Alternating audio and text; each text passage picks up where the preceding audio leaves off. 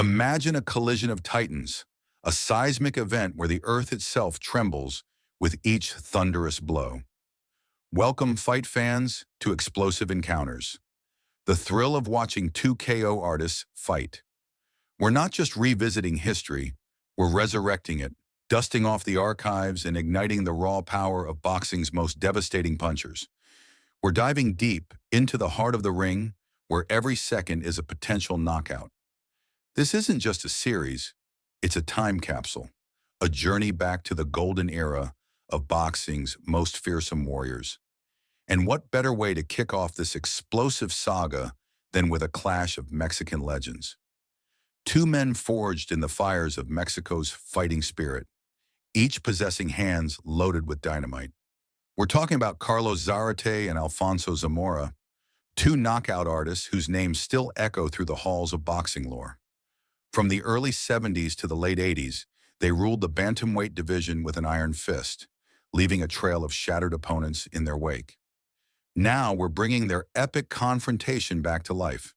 Get ready to witness the raw, unadulterated power of two men who lived and breathed the knockout. Let's get this show on the road.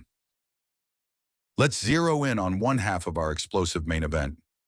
From the heart of Mexico City, a force of nature unleashed upon the boxing world, Alfonso El Toro Zamora. Born with the fighting spirit coursing through his veins, Zamora first tasted international glory as an amateur, bringing home a hard-earned silver medal from the 1972 Munich Olympics. But the amateur ranks could barely contain the raw power brewing within El Toro. Turning professional in 1973, Zamora didn't just enter the ring, he charged through it. Living up to his ferocious nickname, it seemed from the opening bell all his opponents could see was red. Each fight was a stampede, a relentless assault that ended with the resounding thud of a knockout. By 1975, the boxing world couldn't ignore the devastation in his wake. Undefeated in a staggering 21 fights, all ending by knockout, Zamora earned his shot at the ultimate prize. He stepped into the ring to challenge the reigning champion, Hong Soo Hwan, for the coveted WBA, the Ring, and lineal bantamweight titles. And the result, fight fans, was no different. El Toro lived up to his fearsome reputation, dismantling the champion and seizing the titles with a thunderous knockout in the fourth round. Zamora wasn't just a champion, he was a knockout machine, defending his crown an impressive 5 times, each victory another testament to his explosive power. Meanwhile, another storm was brewing in the form of Carlos Zárate, also known as Cañas, which translates to sugar cane in English. Born in the gritty Tepito neighborhood of Mexico City, Zárate's early boxing prowess was undeniable. As an amateur, he amassed an impressive record of 33 wins and 3 losses, with a staggering 30 of those victories coming by way of knockout. His knockout power was so evident that he clinched the prestigious Mexican Golden Gloves title in 1969. Zárate seamlessly transitioned his devastating power into the professional ranks, debuting in 1970 with a terrifying knockout streak. He demolished his first 23 opponents, with only 2 managing to survive beyond the 3rd round. This incredible run of finishes was finally interrupted by a unanimous decision victory over Victor Ramirez in 1974. Yet Zárate's reputation as a fearsome puncher remained firmly intact. His relentless pursuit of a world title culminated in 1976 when he faced fellow Mexican Rodolfo Martinez for the coveted WBC Bantamweight Championship. In a display of his signature power, Zárate dismantled Martinez, securing the world title with a knockout in the 9th round.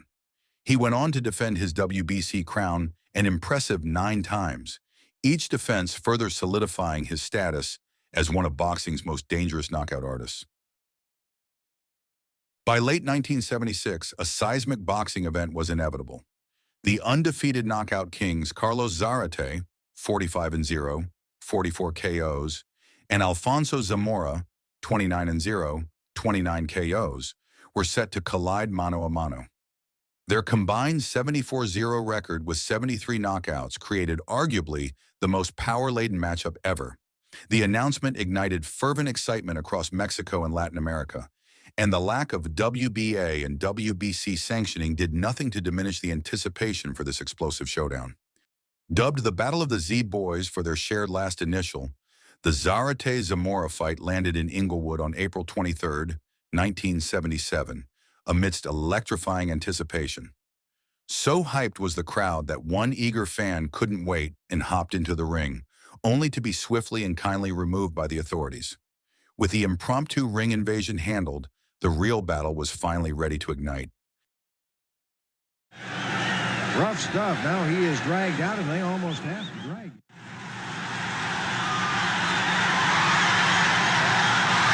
Left hook seemed to have rocked Zárate.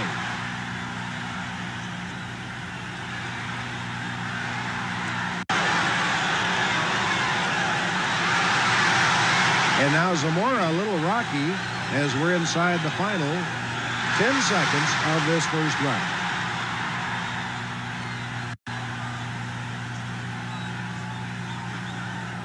There it is, smartly. Now the height and reach advantage. He's trying to keep Zamora off it. Left hand, Zárate.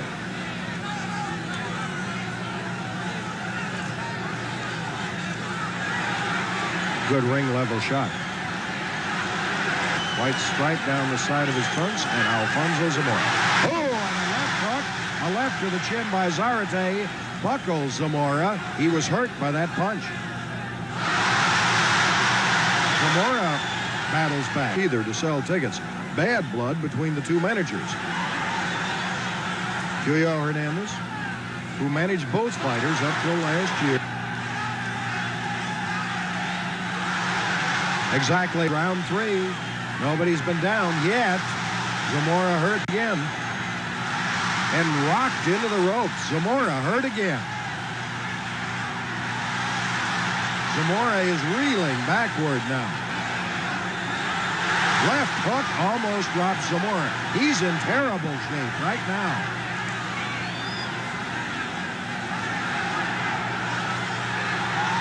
Right hand, a short right cross to the chin, drops Zamora. And that, yes, indeed, was an official knockdown, the first knockdown of the fight. So we come to the final 10 seconds of round number 3 of the scheduled 10-rounder. He is the taller of the two. He is screen left, now screen right. The red trunks, the white stripe down the side, and he feels he has Alfonso Zamora in trouble and wants to try to finish him. Knockdown number 2.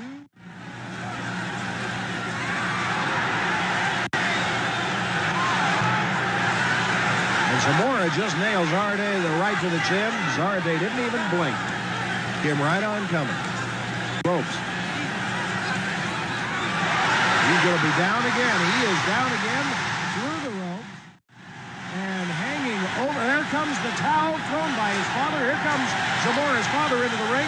He threw it in. The fight is over. A knockout for Zárate. But over screen right, here's referee Richard Steele. Oh, and there is the father, the fellow screen right with the glasses, held now far screen right by the officers. Now screen left here in the white shirt is Julio Hernandez. He is being held by two men. He is the manager of Zárate. The towel.